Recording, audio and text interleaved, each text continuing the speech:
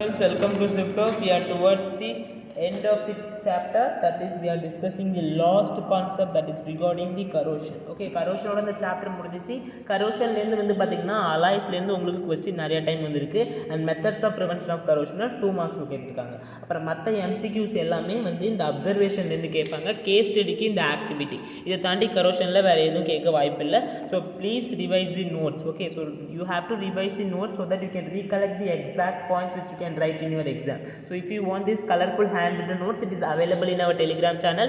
I have pinned the colorful handwritten notes for all the chapter one by one. So do check out the Telegram channel. I have given the link down in the description box. So call all your friends here, together we'll shine and grow. Okay, so now starting with corrosion. So day to day activities la neenga corrosion engalam paakreenga அப்படிங்கறத discuss பண்ணலாம். ஓகேவா? So you can start here. So இப்போ silver articles. Okay, இப்போ வீட்டில் இப்போ silver பாத்திரம் அதெல்லாம் இப்போ பூஜை ரூமில் வச்சுருப்பாங்க. அதுக்கப்புறம் இப்போ சில்வர் ஆர்னமெண்ட்ஸ், கொலுசு அதெல்லாம் பார்த்திங்கன்னா ரொம்ப நாள் கழிச்சு என்ன ஆகிடும், அப்படியே மேலே ஒரு பிளாக் கோட்டிங் படியும். ஸோ ஏன் படியுது அப்படின்னா, ஸோ பிகாஸ் ஆஃப் கரோஷன்னால தான். ஸோ கரோஷன் அப்படின்னா ஒன்றும் கிடையாது, ஒரு மெட்டல் பார்த்தீங்கன்னா அட்மாஸ்பியர் கூட எக்ஸ்போஸ் ஆகும்பொழுது அங்கே இருக்கக்கூடிய gases like oxygen, carbon dioxide and moisture content and other substance கூட ரியாக்ட் ஆகிட்டு கொஞ்சம் கொஞ்சமாக டீக்ரேட் ஆகும். ஸோ அதை தான் பார்த்தீங்கன்னா கரோஷன் சொல்லுவாங்க. Every year we are spending in million to prevent this process of corrosion. ஓகேவா? ஸோ இப்போ பிரிட்ஜஸ்லாம் பார்த்தீங்கன்னா கரோஷன் அடிக்கடி நடந்துக்கிறதுனால என்ன நடக்கும்,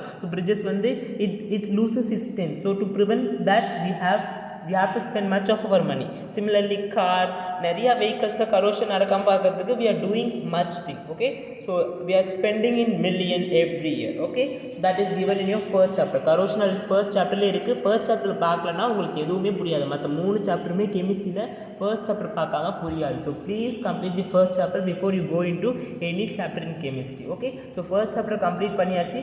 even we have completed the entire syllabus of chemistry. So if you want the link for any chapter in science, okay, you can ask me in the comment section. WhatsApp group la we are discussing the doubts. Okay, so we have given the link of WhatsApp group down in the description box, so you can contact the admin of our team and you can ask all your queries to them. Okay, so now we will be discussing the other practical applications which you see in the corrosion. இப்போ copper வெசல்ஸ்லாம் பார்த்தீங்கன்னா moist carbon di oxide கூட react ஆகிட்டு ஒரு green coating form பண்ணும். ஓகேவா? அது எதனாலனா அந்த காப்பர் கார்பனேட் ஃபார்ம் ஆகிறதுனால. இங்கே பிளாக் கோட்டிங் சில்வர் சல்ஃபைட் கோட்டிங்னால, இங்கே பார்த்தீங்கன்னா காப்பர் கார்பனேட் கோட்டிங்னால. அது பேசிக் இன் நேச்சர் அப்படின்னு சொல்கிறாங்க. தென் ஐரன் இரும்பு துருப்பிடிக்கிறது எல்லாமே பார்த்துருப்பீங்க. ஒரு ப்ரௌன் கலரில் ஒரு சப்ஸ்டன்ஸ் என்ன இருக்கும், அப்படியே கீழே விழும் பார்த்தீங்களா, அப்படியே என்ன ஆகும், so because of the reaction with the water and the oxygen, so it starts to corrode, which everyone would have seen. Okay, that is a brown flaky substance. Okay, ஒரு மாதிரி சொரன்னு இருக்கும்ல brown கலர்ல, அதுதான் rust அப்படின்னு சொல்லுவாங்க. rust is a very familiar example which everyone know. Next, methods of corrosion very important, but they have asked this one time and again. Okay, so painting and oiling, greasing, galvanizing, chrome plating, anodizing or making alloys. These are the common methods for preventing this process of corrosion. Painting na உங்களுக்கு தெரியும். இப்போ ஒரு இரும்பு table corrosion ஆகாம தடுக்கிறதுக்கு என்ன பண்ணுவோம், paint அடிச்சு வச்சிருவோம். அது மாதிரி இரும்பு கேட் எல்லாத்தையும் பெயிண்ட் அடிச்சு வைக்கிறதுக்கான காரணமே பாத்தீங்கன்னா one of course for making the house attractive.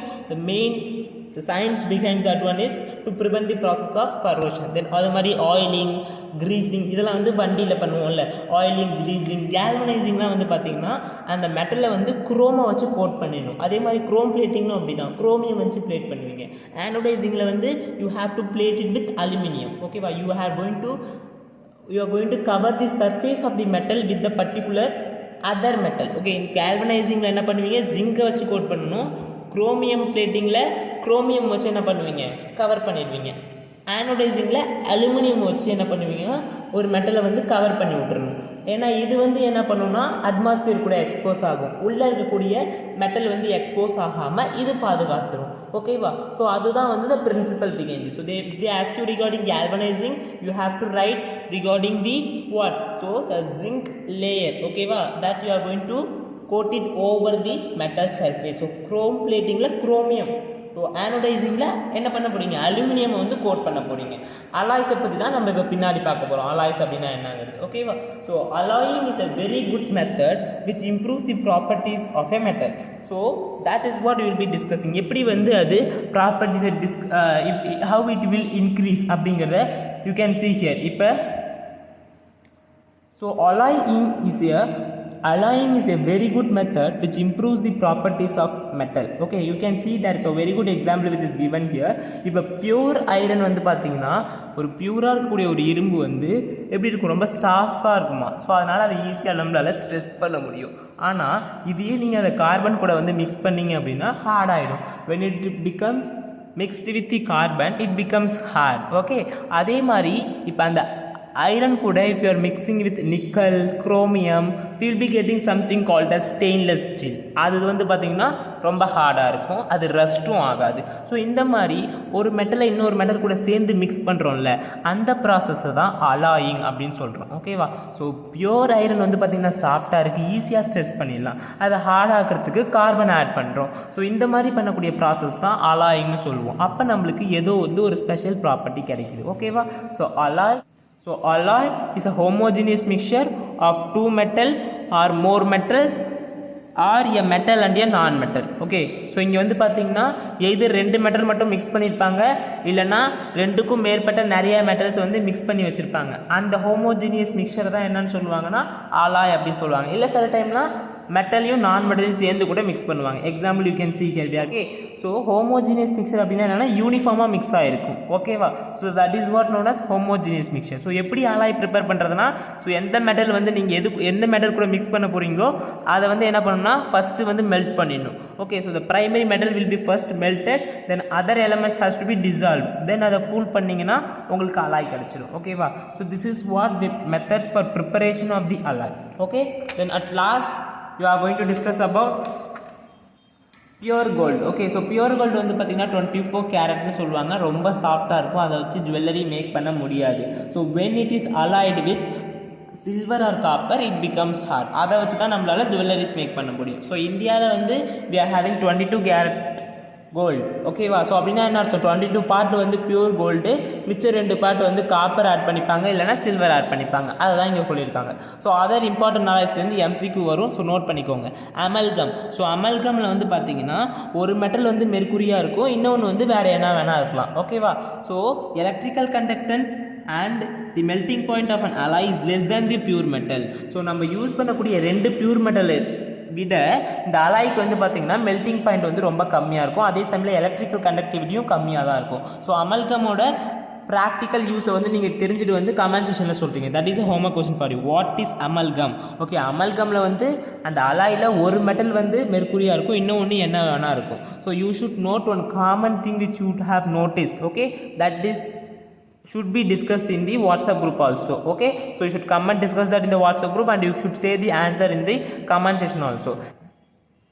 Electrical conductance and the melting point of an alloy is less than the pure metal. Okay, example பார்த்தீங்கன்னா இப்போ வாட் இஸ் பிராஸ், பித்தளைன்னு சொல்லுவாங்கல்ல, பித்தளையில் வந்து என்ன இருக்குன்னா ஜிங்க்கும் காப்பரும் தான் இருக்கும். ஓகே, அதே மாதிரி you can see what is known as bronze, bronze மெடல்னு சொல்கிறாங்கல்ல, அதில் என்ன இருக்குன்னா காப்பரும் டின்னு இருக்குது. பிராஸில் என்ன இருக்குது, காப்பரும் ஜிங்க்கும் இருக்குது. பிரான்ஸில் என்ன இருக்குது, காப்பரும் டின்னு இருக்குது. ஸோ இதில் யூஸ் பண்ணக்கூடிய காப்பருக்கு வந்து பார்த்திங்கன்னா நல்ல கண்டக்டிவிட்டி இருக்குது, ஆனால் வந்து இந்த அலாய்க்கு, இந்த பிராஸ்க்கும் பிரான்ஸுக்கும் அந்த அளவுக்கு கண்டக்டன்ஸ் கிடையாது. They do not conduct the electricity. Okay, but copper is a very good conductor of electricity. அதே மாதிரி solder பாருங்க. So solder which is the one which is used for soldering, right? So அதுக்கு வந்து பார்த்தீங்கன்னா melting point ரொம்ப கம்மியாக இருக்குது. So solder is made up of lead and tin. ஓகேவா? ஸோ இதோட melting point ரொம்ப கம்மியாக இருக்கிறதுனால we are using for welding the wires. Okay, so this you should note. And then about Qutub Minar. So Qutub மினாரில் வந்து ஒரு scientific fact சொல்லியிருக்காங்க. அங்கே இருக்கக்கூடிய ஒரு ஐரன் பில்லர், ஒரு இரும்பு தூண் இருக்குது, 1200 வருஷத்துக்கு முன்னாடி கட்டியிருக்காங்க. ஆனால் இன்னமுமே வந்து ரெஸ்ட்டே ஆகாமல் ரொம்ப ஸ்ட்ராங்காக இருக்குது. ஸோ அதை பற்றி வந்து என்ன பண்ணுறாங்கன்னா இன்னமும் டிஸ்கஸ் பண்ணிகிட்டு இருக்காங்க. 8 மீட்டர் ஹைட்டு, ஆர் 10 வெயிட் இருக்குது. ஸோ இதை பற்றிலாம் அவங்க புக்கில் கொடுத்துருக்காங்க, ஜஸ்ட் ரெஃபர் பண்ணி பாருங்கள். ஓகேவா student? So we have completed this chapter. So corrosion அப்படின்னா என்னன்னு பார்த்துட்டோம். ஓகேவா? So you should discuss this activity also, that is very important. So என்ன கரோஷனுங்கிறது இந்த ஆக்டிவிட்டியில் சொல்லியிருக்காங்க பாருங்கள். Listen to me very carefully students. Now we are going to discuss this activity 3.14.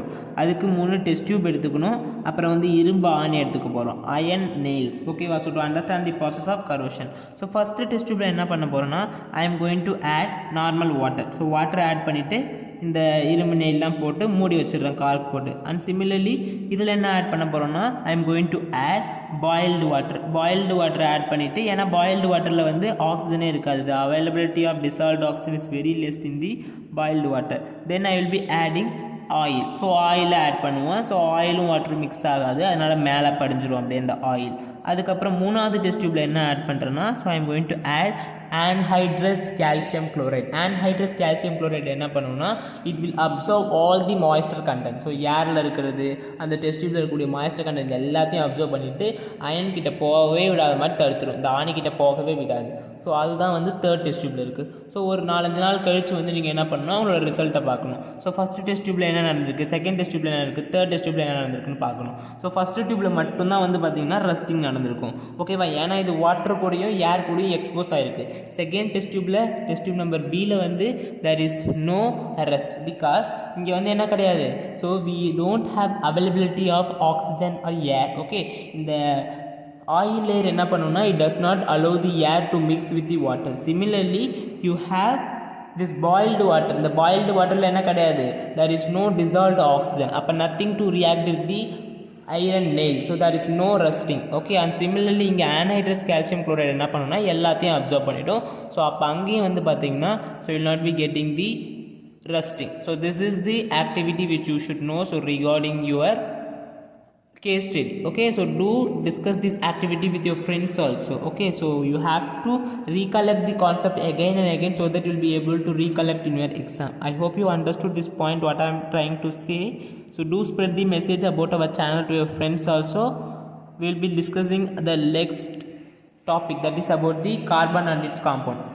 I have given the link of all the chapter down in the description box, so do not forget to check it out. So you should ask your doubts in the WhatsApp group. So WhatsApp group link is available in the description box. Alright guys, so we'll meet you in the next class. Until then, stay tuned.